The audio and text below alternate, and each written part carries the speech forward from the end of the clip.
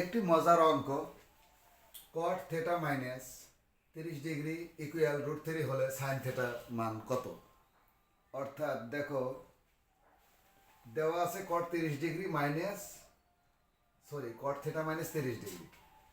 পুরা অঙ্কটাকে যদি আমি থেটা মনে করি, পুরা অঙ্কটা অর্থাৎ আমি দেখিয়ে দিচ্ছি, বা এই পুরাটা আমরা মনে করব থেটা।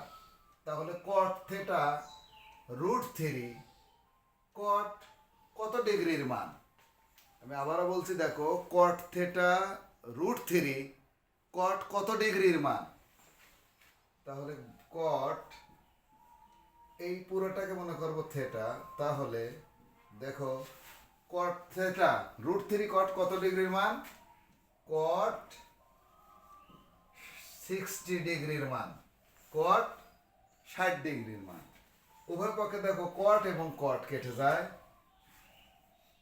তাহলে বাঁচে কি theta minus 30 degree equal 60 degree. 30 degree ওই পাশে গেলে কিন্তু হয়ে যাবে প্লাস, তাহলে theta equal 60 degree plus 30 degree. তাহলে theta equal 90 degree. Theta equal কত ডিগ্রি বের হলো, 90 ডিগ্রি। এখন এই সাইন থেটার মান আমাদের প্রয়োজন।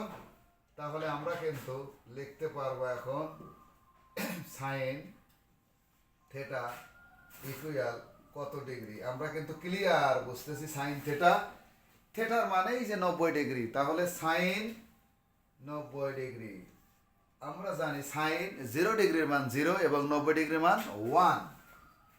তাহলে 1, এই 1 কিন্তু আমাদের আনসার।